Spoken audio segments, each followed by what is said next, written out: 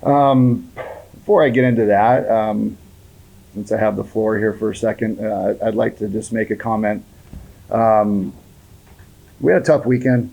That stung a little bit, and my players compete their asses off, regardless win or loss. I don't get on social media. I don't read that stuff. Um, but it's coming to my attention that people out there are threatening my players and their family. Um, that's bullshit. That's cowardice. If you're going to threaten my players and my family, come threaten me instead. My office is right upstairs. You're welcome anytime. Would love to hear from you. So the message to you sick people out there that are hiding behind a keyboard and a burner account, you're cowards. That's bullshit. You don't do that to kids. These kids are competing their asses off. I take that personally. These are my kids. I'm going to protect the shit out of them. And when people threaten them and their families, that shit doesn't fly with me. I'm angry about it. You want to threaten someone, threaten me. Don't threaten my players.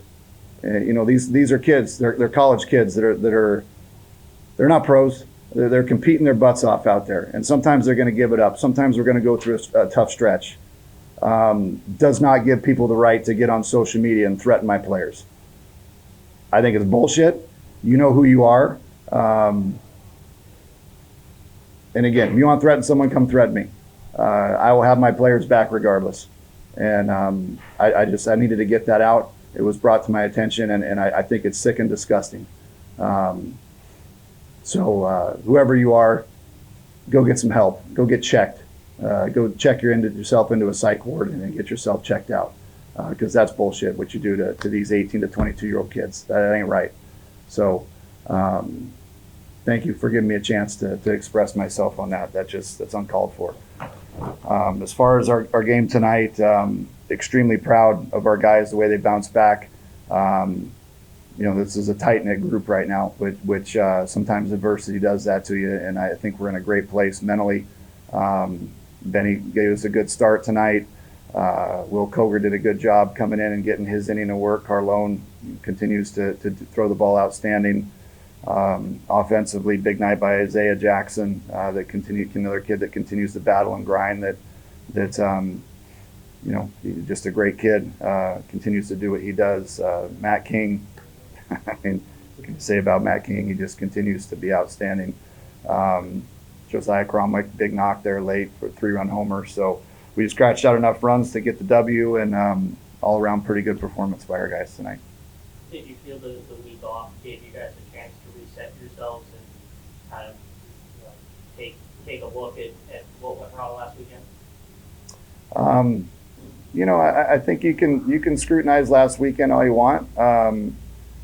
What went wrong was we were on the tough end of guys that clutched up on the other team, and we had a lead Friday we just didn't throw the ball great in those latter innings on Friday. Saturday we did outstanding. Sunday, our kids battled back on Sunday and scored 3 in the ninth. And we got 2 outs, and we got our closer on the mound throwing 97 miles an hour, and they bring up a pinch hitter for their 4-hole hitter who's hitting 211 with 19 at bats, and the kid ran into one and got it. What do you do? I mean, you tell me how else you're supposed to pitch him. I mean, he's throwing 97 from here, and kid put a great swing on it and got us. It's baseball, man. It's baseball. Sometimes it doesn't go your way. Yeah, it's emotional. Yeah, it sucks, and yeah, it stung a little bit, and we had a major hangover from it the next day on a game that we shouldn't have lost. And that one, yeah, I can take all the scrutiny you want on the next one because we shouldn't have lost that game. But Cincinnati's, they're playing good baseball, man. They 16-2 at home. I mean, tough place to play. They play that style of baseball there that fits to them, and we were in position to win every game. We just didn't finish the job. So is that correctable? Yeah, I think so. Facts are, name a game we've been blown out in this year. Not that I'm asking for that, but we've been every damn game all year long. We just got to figure out ways to finish it off, and we're right there. So I have all the confidence in the world in these guys. Other people don't. That's great. fine. We're right where we need to be mentally as far as this group is concerned. We're tight, and we're going to keep sticking with ourselves and believing in ourselves. So that's all there is to it. I trust these guys, and we're going to keep running them out there. So I like where we're at. Matt King was obviously having a good season before this last stretch, but now he's in almost 600 in his last 13 games. And what difference have you seen from him these last 13 games? He's just continued to elevate his game and continue to stay locked in. A lot of these guys are capable of doing great things. It's just a matter of can you prolong the good stretches, and that's what he's doing. Kid's just playing outstanding on both sides of the ball. Coach, told the guys before they came in and talked about this weekend was people and they wanted to play for each other. Given what happened last weekend and for the program itself, do you see that from your team tonight? You're going to see that the rest of the year for these guys. We're playing for nobody else other than this program and those kids in there. They deserve it. All of our staff support, my support. We are going to continue, as we've always done, to pour into our players. We are going to block out all the external noise and focus on our guys. That's all we can do. That's all we've ever done. It's just magnified a little bit more now, and good. I'm excited about where these next 5 weeks are going to bring us. So started today. Today was step one. You have 6 strong out of Bend, 100 pitchers. You only have to throw 3 pitchers tonight. How important is that for your team going into the rest of the season? It's a good start. Like I said, we have plenty of capable arms that are doing great things, but winning recipe tonight was good starting pitching, good bridge, good finish. So we'll try to use that more often. Getting Isaiah down in the bottom of that order, I know you don't really take into account the stats when you're looking at who you're putting down there. You like to have someone sturdy. How good was that to have him as an anchor in the 9th spot tonight? Well, when you look at our lineup and you get to sit in my chair and write it out every day, it's someone's got to hit 9th. And that's not in our lineup, that's not a disrespectful thing. That is a necessary position that we need you to keep that rally going for the top guys. And we've shuffled it. I've shuffled it quite a bit this year. It's just one of those positions in the lineup that's extremely important. They're all important, of course, but a 9-hole on our team is not a typical 9-hole hitter. I think Ian Boo hit 9-hole a couple times. I've had Kyle Walker most of the year. Early in the year was hitting 9. He's not 9-hole. None of them are 9-hole hitters in the traditional sense, but it's an important spot in our lineup, and obviously today you can see how important it is. He just had a phenomenal day today. So things, Cole's had a good season, but it seems like it's got to that and kind of been different here. I know I gave us one today, but what do you think kind of contributed to not shut? He's just continuing to mature and have confidence in himself and learn his repertoire, what plays off of each other, what pitches play off each other, and that's something that Jeremy and him have really brought his game to a new level, just on understanding how his pitches work and that in confidence. He just is doing outstanding. Have you seen an increased willingness in him wanting to take the ball, or is that always kind of been there? Cole always wants the ball. He wants to hit too, for whatever that's worth. But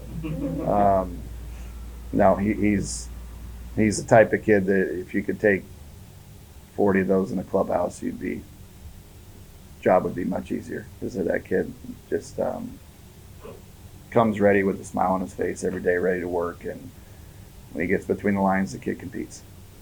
Seriously, do you think he could hit for this team? I know you put him in that spot a little bit in scrimmages in the fall. Do you think with Tobias leaving next year, there's a spot for him potentially? Let's worry about this year first. A lot of unknowns. So we will. I have a little side bet with Cole, so we'll if we get to that point in the season, I'll let you know about it. But I have a little side bet with him. Right now, he just needs to focus on pitching, but never say never. Coach, another great crowd tonight at Muni. You're going to be home for an extended period of time. How does that feel to finally be in the friendly confines of Phoenix City for a bit? Well, we know, you know, we're here for in the Phoenix, obviously with us at our home stadium, and then we play Grand Canyon locally here. So we're home for, you know, quite a while here this next stretch. But our main focus is one day at a time, one game at a time. Checked one off the box today. We got another one tomorrow. Button the chin strap, be ready to play tomorrow with the same edge, same intensity, and we'll take them one at a time. It's only a 1 day difference. So Ben usually is going Friday to Friday. I can't imagine you saw anything different from him, but how does this sort of prepare him and potentially Martinez to go on a little bit shorter notice in postseason situations? Well, I think it's something I'm glad it's happening now. They get the opportunity to, you know, to adjust to that, and I'm not overly convinced, especially late in the year like this. Now that they've had several starts, that it's a giant effect on them.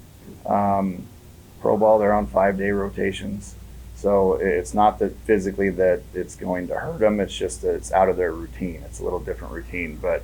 You know, Ben Jacobs and Jack are older guys. They've been around. They understand their body. They understand how to prepare for that. And I don't see it being an issue for them. And plus we have kind of sets up well for us because we have BYU next week. And as everybody knows, they don't play on Sundays. Everyone has to adjust the schedule for Thursday, Friday, Saturday, but we have to do it this week, and so does Texas Tech. So there's not an advantage for either school here. We're both doing the same thing, but it sets us up, you know, for the following week as well, because we got to play Thursday, Friday, Saturday next week as well. 17 strikeouts to Scott tonight. What did you see from the three pitchers in training uniform? How they're going to attack the zone? When they work ahead, they have a good chance of punching guys out. So as long as they continue to work ahead, pound the zone, they'll be in good shape. Ended on a positive note. I'm sure you saw Luke Teschel play Yes. professionally. He is the first that you've coached to come out of this program and play professionally. Just your thoughts on him whenever he makes the call up and what that means to you as a coach to have your first player get to the big leagues. You know, I get a little misty-eyed. I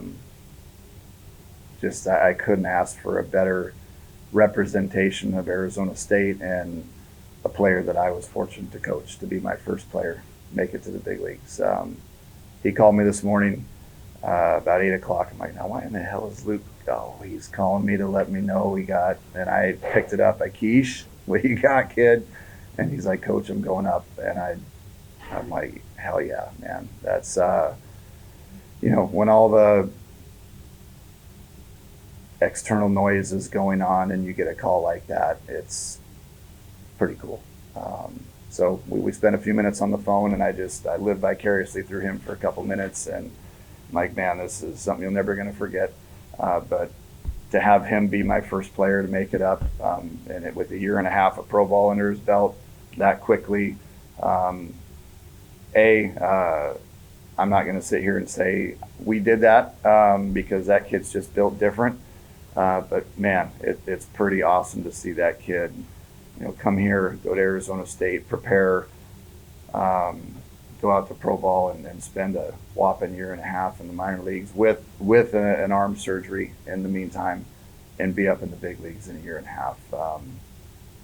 But it doesn't surprise me with him. He just is that type of kid that is built out of a different mold than anybody else that I've had.